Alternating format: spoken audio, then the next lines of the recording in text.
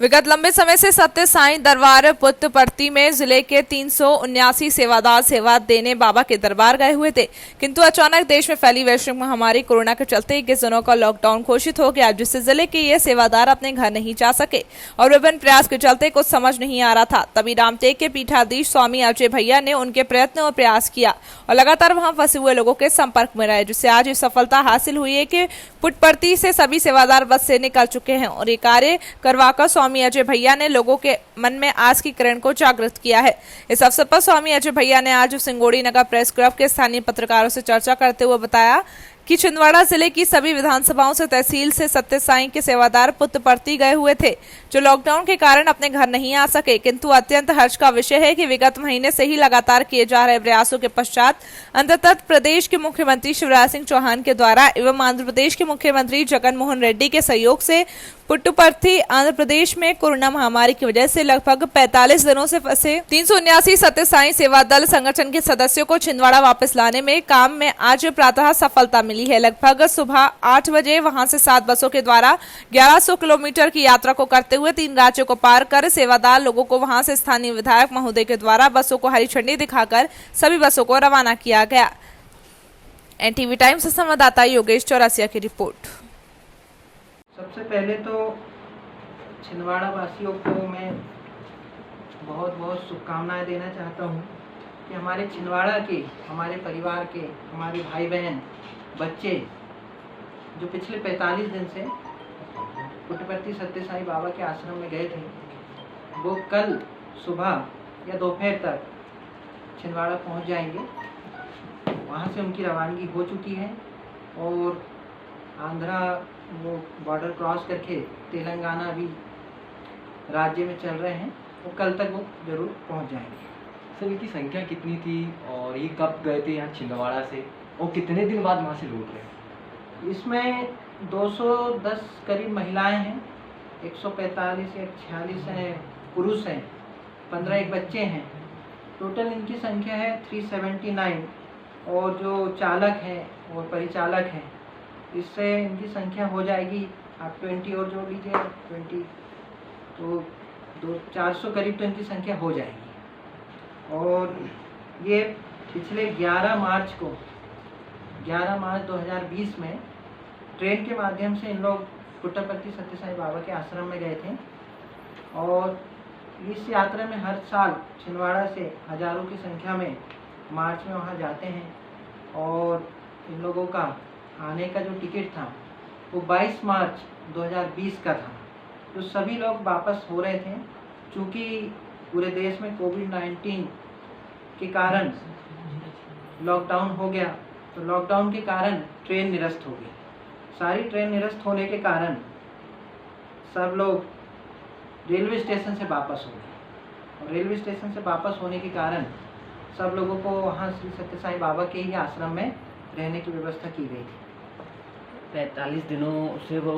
पुट्टपर्ती में है, तो वहाँ पर क्या उनके लिए क्या ऐसी व्यवस्था भोजन की या अन्य ऐसी व्यवस्थाएं जिससे कि वो अपने 45 दिन का जो समय वो काट सके? बहुत सुंदर वहाँ की व्यवस्था थी, क्योंकि ग्रामीण जो लोग थे, अब 400 लोग और 400 लोगों के 4 से भी यदि हम गुना करें तो 4 4 1600 लोगों के फ़ोन हमें आ रहे थे कि आप लोग हमारे मम्मी को बुला दीजिए, कोई बोल रहा था हमारे पापा जी को बुला दीजिए, कोई किसी की बहन थी, किसी के बच्चे गए हुए थे, तो सबको लाने के लिए हमारे पास जो फ़ोन आ रहे थे, तो उस हिसाब से तो हम प्रयासरत थे।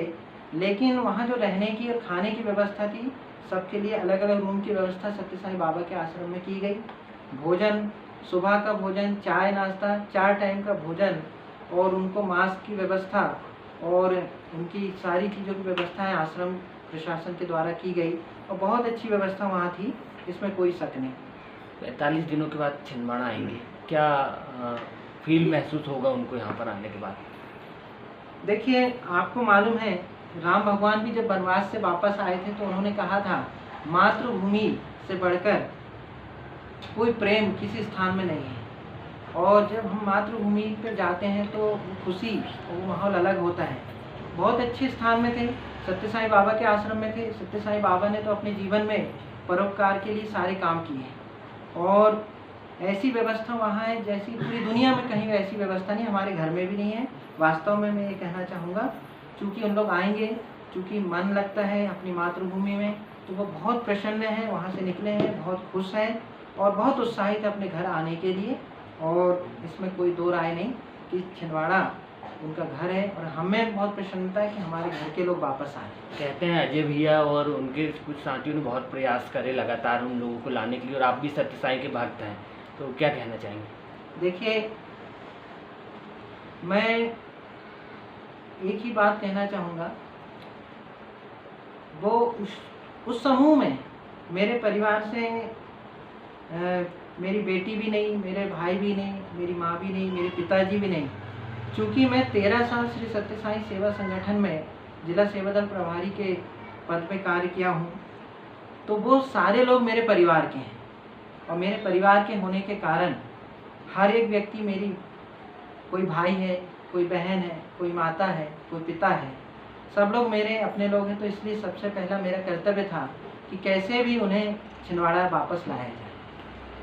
जो भाई साहब वो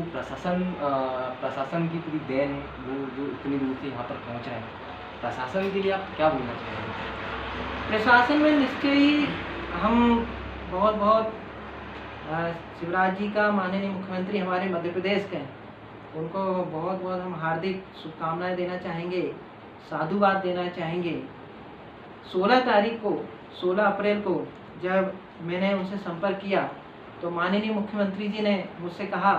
कि आप तुरंत सबकी सूची और उनकी पूरी जानकारी मेरे तक भिजवाइए, मैं बात करता हूँ।